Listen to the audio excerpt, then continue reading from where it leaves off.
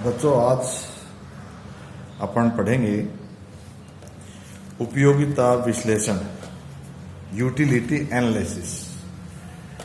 मैं doctor R के Katewa, department of EAFM,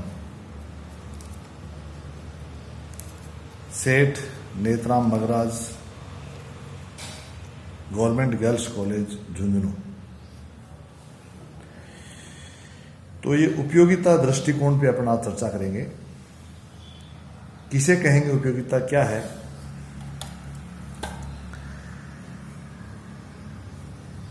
स्पष्ट दिया हुआ है कि उपयोगिता का तात्पर्य किसी वस्तु के उपभोग से प्राप्त होने वाली संतुष्टि या फायदा, अर्थात किसी वस्तु का वह गुण जो व्यक्ति को संतुष्ट करता है, वह वस्तु व्यक्ति के लिए उपयोगी कहलाती है। जरूरी नहीं है कि उपयोगिता, कोई वस्तु व्यक्ति के लिए उपयोगी है वो उसके लिए लाभदायक भी हो, ऐसा अर्थशास्त्र में आवश्यक नहीं है। अर्थात उपयोगिता का अर्थ किसी वस्तु का वह गुण जिसके द्वारा व्यक्ति की आवश्यकताओं को संतुष्ट किया जा सकता है, या आवश्यकताओं को संतुष्ट करने की शक्ति जिस वस्तु में है, वह व्यक्ति के लिए उपयोगी मानी जाती है। उपयोगिता का और गहराई में अर्थ समझने के लिए हम इसकी विशेषताओं के बारे में चर्चा कर सकते हैं, जिसमें पहली विशेषता आ रही है उपयोगिता, लाभदायकता दोनों एक समान शब्द नहीं हैं, अर्थात दोनों भिन्न भिन्न शब्द हैं। इसका मतलब ये हुआ कि कोई वस्तु किसी व्यक्ति के लिए उपयोगी तो हो सकती है, लेकिन जरूरी नहीं है कि वो लाभदायक भी हो। जैसे नशा करने वाला व्यक्ति,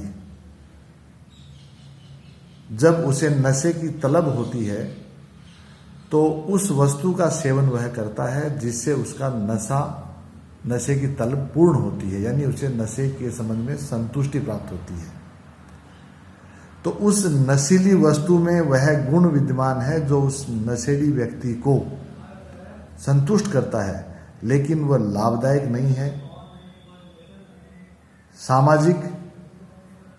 सामाजिक हिसाब से वो परमिशेबल है, लेकिन क्योंकि वो वस्तु उस व्यक्ति की आवश्यकता की संतुष्टि प्रदान कर रही है, इसलिए वह वस्तु उस व्यक्ति के लिए उपयोगी है, लाभदायक नहीं है। उपयोगिता व्यक्तिगत है, न कि वस्तुगत। यह भी सही है, क्योंकि कोई भी वस्तु, जैसे भूखा व्यक्ति रोटी का उपभोग करता है, रोटी के उपभोग करने से उसकी भूख शांत होती है, उसे उपयोगिता मिलती है। लेकिन वही रोटी जिस व्यक्ति को भूख नहीं लगी हुई है, उसके लिए उपयोगी नहीं है। इसका मतलब यह हुआ कि वस्तु का वह गुण जिसके आधार पर व्यक्ति संतुष्ट होता है, वह व्यक्तिगत होता है।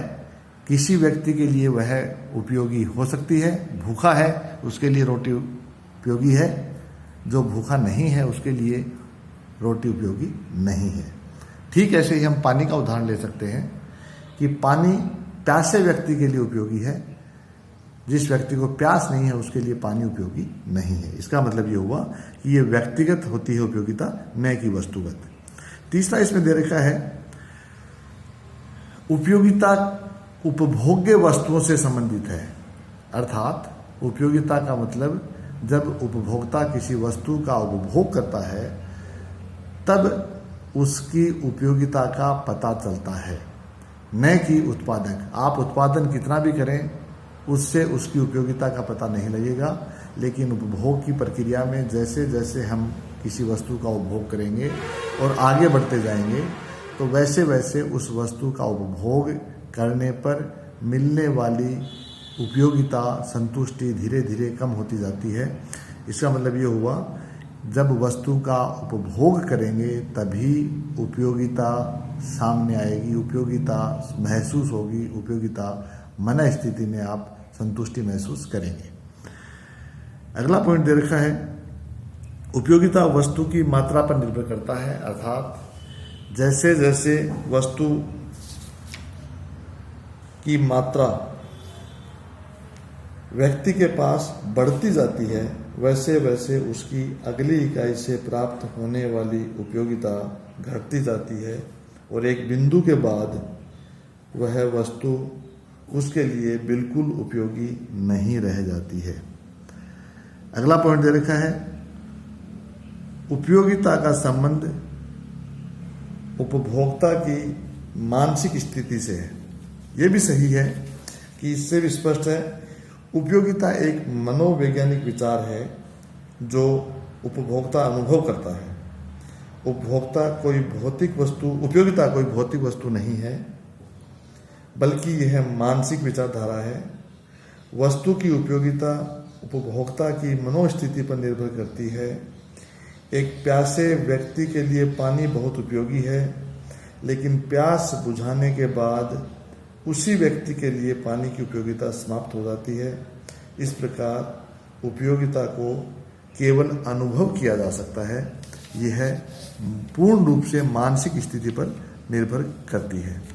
अगला पॉइंट दे रखा है, उपयोगिता का कोई भौतिक स्वरूप नहीं होता। अर्थात कोई फिजिकल फॉर्म में उपयोगिता नहीं दिखती। उपयोगिता केवल मन स्थिति है, भौतिक स्वरूप नहीं है। भौतिक स्वरूप भौतिक वस्तु जो हमें आंखों से दिखाई देती है उसे हम भौतिक वस्तु कहेंगे। जब व्यक्ति संतुष्ट होता है तो उपयोगिता हमें भौतिक रूप से दिखाई नहीं देती है। जिसे छुआ जा सके वह केवल मन स्थिति पर निर्भर करती है। मानसिक रूप से यह संतुष्टि हमें प्राप्त हुई है, यह मानसिक रूप से हम महसूस करते हैं। नेक्स्ट है, उपयोगिता त्याग के बिना प्राप्त नहीं होती। इसका मतलब ये हुआ, प्रकृति के द्वारा प्रदत्त किए गए निःशुल्क उपहार जैसे हवा है, पानी है, ये हमें प्रकृति ने प्रदत्त किए हैं।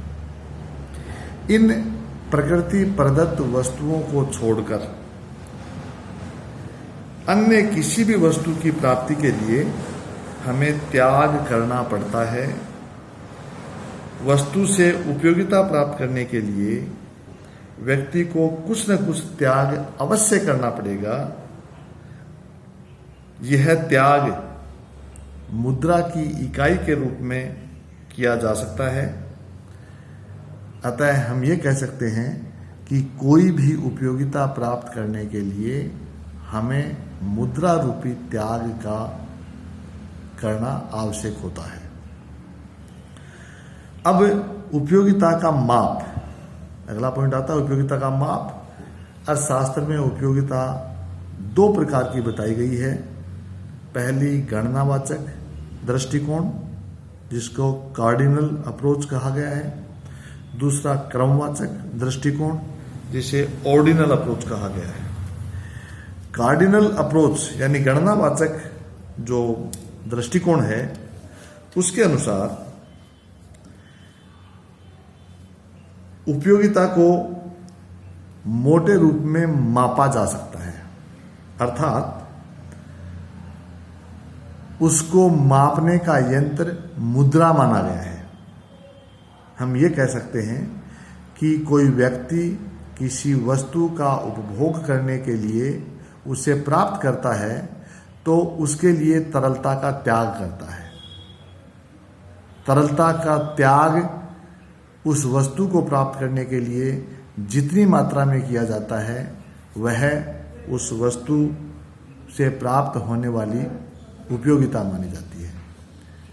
मैं उसको इस रूप में भी कह सकता हूँ कि किसी वस्तु को प्राप्त करने के लिए जितने रुपए हम खर्च करेंगे, हम ये मान लेंगे कि उस भुगतान किए गए रुपए के बराबर उस वस्तु को उपभोग करने से हमें मिलने वाली उपयोगिता होगी।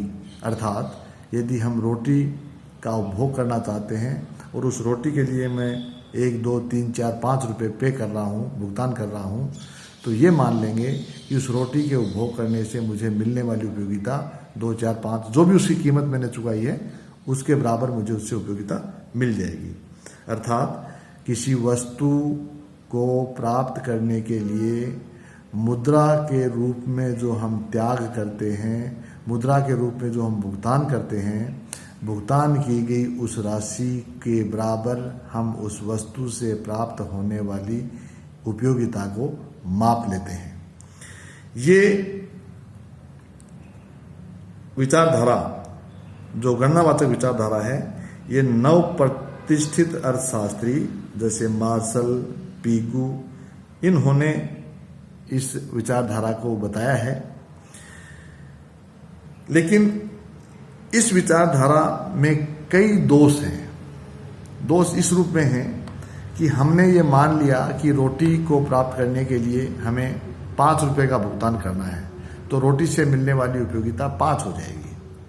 लेकिन दूसरी तरफ हम ये भी कह रहे हैं कि जैसे जैसे हम वस्तु का उपभोग करते जाएंगे, प्रत्येक अतिरिक्त इकाई का उपभोग करने से मिलने वाली उपयोगिता धीरे धीरे कम होती जाएगी। जबकि रोटी जिसे हम खरीदेंगे उसकी 1 इकाई खरीदेंगे तो भी हमें 5 रुपये देने हैं, दूसरी इकाई खरीदेंगे तो भी हमें 5 रुपये देने हैं, तीसरी इकाई खरीदेंगे तो भी हमें 5 रुपये देने हैं। तो वहाँ त्याग की गई मुद्रा, उसमें कोई कमी नहीं हो रही है, वो उतनी ही मुद्रा हम दे रहे हैं, बल्कि मिलने वाली उपयोगिता स्नेह स्नेह कम होती जाती है। इसका एक दोष भी है। इसलिए दूसरा जो माप है वो है क्रमवाचक दृष्टिकोण, ऑर्डिनल अप्रोच। इस क्रमवाचक दृष्टिकोण के जो जनक हैं या जिन्होंने इसको इजाद किया है वो पेरेटो, हिग्स, एलन अर्थशास्त्री हैं। इन्होंने उपयोगिता को मापा नहीं जा सकता, इनके अनुसार उपयोगिता को मापा नहीं जा सकता, बल्कि क्रम निर्धारित किया जा सकता है। अर्थात ये अर्थशास्त्री मार्शल के विचार से सहमत नहीं है। इन्होंने यह विचार व्यक्त किया कि उपयोगिता को न तो विभाजित किया जा सकता है और न इसे जोड़ा या घटाया जा सकता है, क्योंकि इन दोनों के अनुसार उपयोगिता एक मानसिक तथा व्यक्तिगत विचार है जिसे किसी वस्तुगत पैमाने से नहीं मापा जा सकता। मैं दूसरे शब्दों में ये भी कह सकता हूँ कि अपन ये कह सकते हैं कि यदि मैं 2 वस्तुओं का उपभोग करूँ, मुझे एक रोटी का उपभोग करना है, साथ में एक सेव का उपभोग करना है, एक साथ में पानी का उपभोग करना है, तो मैं ये कह सकता हूँ कि मुझे रोटी से मिलने वाली उपयोगिता सेव से मिलने वाली उपयोगिता से कम है या ज़्यादा है। यानी मैं उनका आपस में क्रम निर्धारण कर सकता हूँ कि इससे मिलने वाली उपयोगिता कम होगी, इससे मिलने वाली उपयोगिता ज़्यादा होगी। लेकिन मैं उसकी गणना नहीं कर सकता कि वो रोटी से मुझे 5 उपयोगिता मिल जाएगी, सेव से मुझे 10 मिल जाएगी या सेव से मुझे 2 मिल जाएगी। ऐसे गणना इस दृष्टिकोण के अनुसार नहीं की जा सकती। तो इसका मतलब ये हुआ कि हम उपयोगिता को गणनावाचक नहीं मान करके इस दृष्टिकोण के अनुसार क्रमवाचक हम मानेंगे कि उपयोगिता क्रमवाचक है। किसी वस्तु को 2 या 2 से अधिक वस्तुओं का जब हम उपभोग करेंगे तो किसी एक वस्तु से मिलने वाली उपयोगिता किसी दूसरी वस्तु से मिलने वाली उपयोगिता से कम है या ज़्यादा है, ये हम उससे कह सकते हैं। तो आज हम केवल इस उपयोगिता का अर्थ, विशेषता और इसकी उपयोगिता के माप पे चर्चा करेंगे। बाकी अपन नेक्स्ट लेक्चर में अपन डिस्कशन करेंगे। धन्यवाद। जय हिंद।